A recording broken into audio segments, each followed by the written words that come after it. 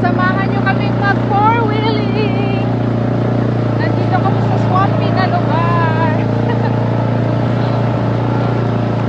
Swampy. Swampy. Mabasa. Mokasa. Say mabasa. Mokasa. O, tingnan nyo yung aming view.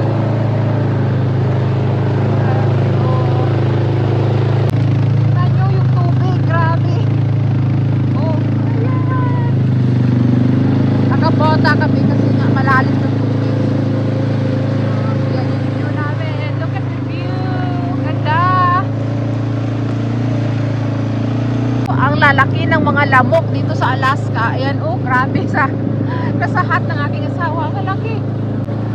Kasahat. Patay.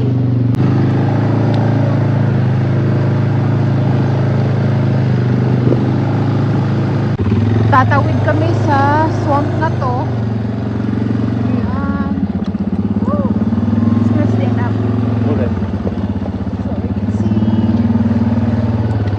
Oh, it's still frozen on the bottom. I can feel it. It's not like, you know, like mud. Mud. Yeah, it's hard. Ang lalim yan. Mga 6 feet daw yung lalim yan.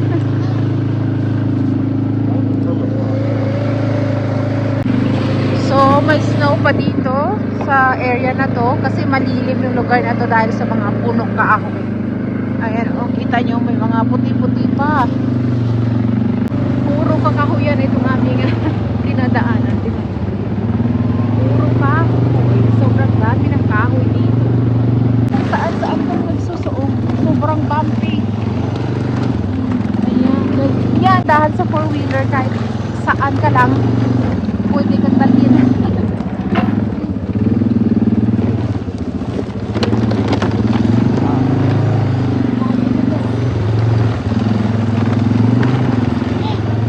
Yan yung itsura ng aming dinaanan. Grabe ka, bumpy. Ano yung sa Tagalog yung bumpy? Bumpy ka. Tawag dyan, yung maundag ba? Ano sa Tagalog yun? Bako-bako. We're going for a short hike.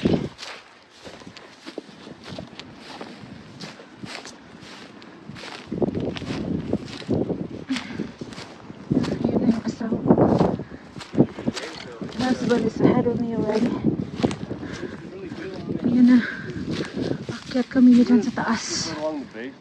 We're gonna go hike up there. Nahuli na ako. Kasama din pala namin yung kapatid ng asawa ko. Yun yung may hawak na baril. Pang bear protection. Just in case may makasalubong kami na bear.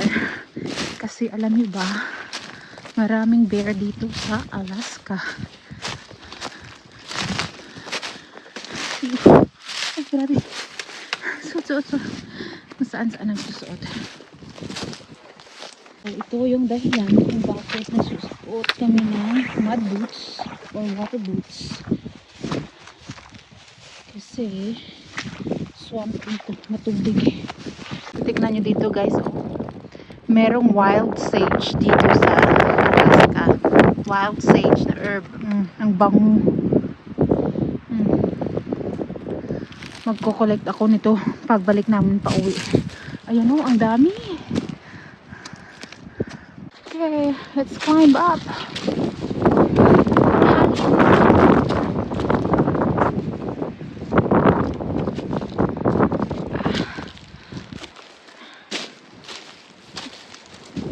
Saan na yun? Iwan ako.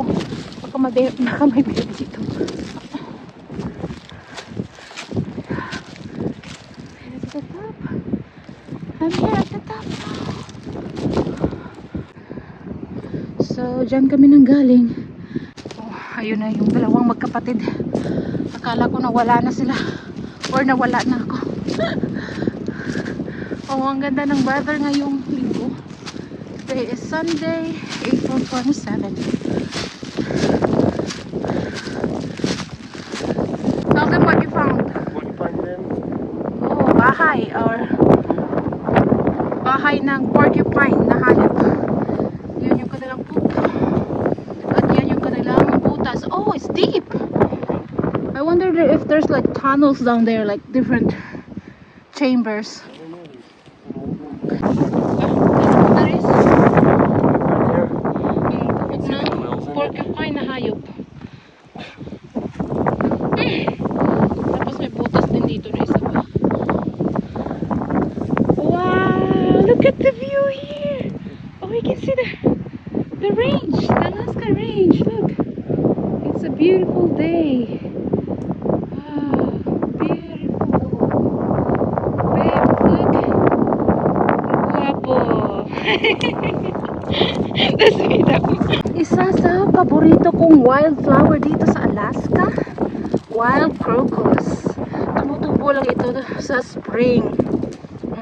Tumutubo lang ito dito pag spring. Ayan, oh. Ang ganda ng bulaklak. Naunang tumubo yung kanyang bulaklak. Diba ang ganda? Oh, meron pa dun. Ayun, ang dami. Ayan, ang gaganda nila. Naunang tumutubo yung kanyang bulaklak. Ayan. Tapos ito na yung patay niya na halaman. Mamatay siya pag winter, and then pag spring tumutubo siya ulit.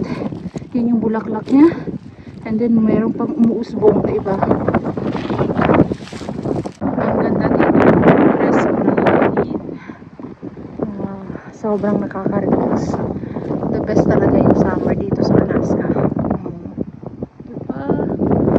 Tapos panahan yung mga view ng kabundukan.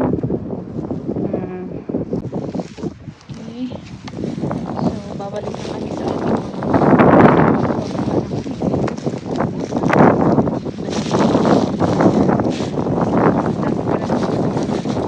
mga tinik-tinik dahil sa mga wildflower.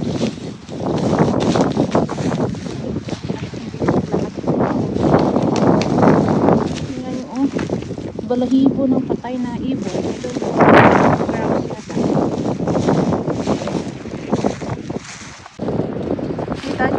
Wala nang balat yung spruce na to, oh.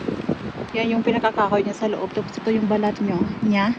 Sabi ng asawa ko, kinakain daw ng porcupine yung balat. Ganyan, oh. Hindi ko alam na makakaakyat pala ng puno yung mga porcupine. Ayan, oh. Kinain din niya yung, oh, ito. Wala na talagang balat, oh. Hanggang doon sa taas. Kinakain nila yung balat hanggang sa mamatay yung puno.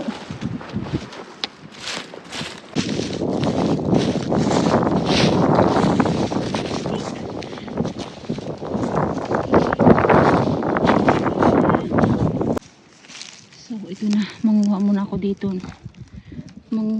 dito ng mga wild na sage. Gagamitin ko pang luto. Yan, konti lang. Huwag naman natin i-overharvest. Patubuin sila. Yan. Bababa na ako dito.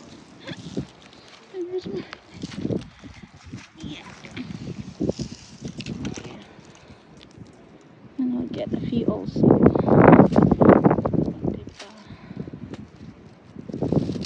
Ayan.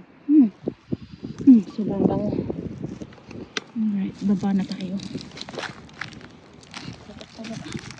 Dahan-dahan. Bilis. Kaya pinapayat ako dito dahil dito. Nag-hiking pala. Lagi na yun.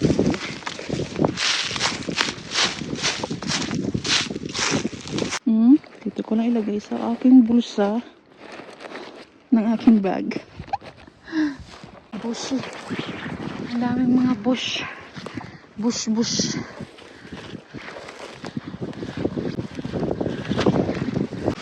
Kita nyo pala yan. Yan yung tain ng moose. Maraming moose poop dito. Ito kasi yung klase ng lugar na gustong gusto ng mga moose. Yeah. Oh. She used to work in the clinic. Oh.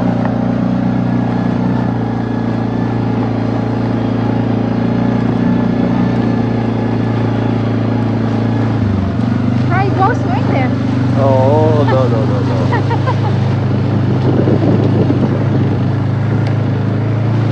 I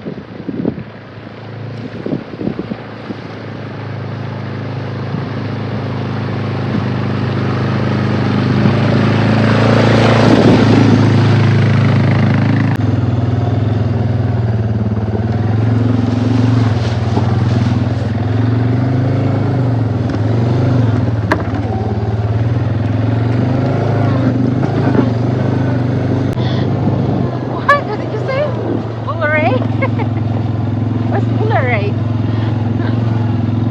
He's so scared right now that I'm driving.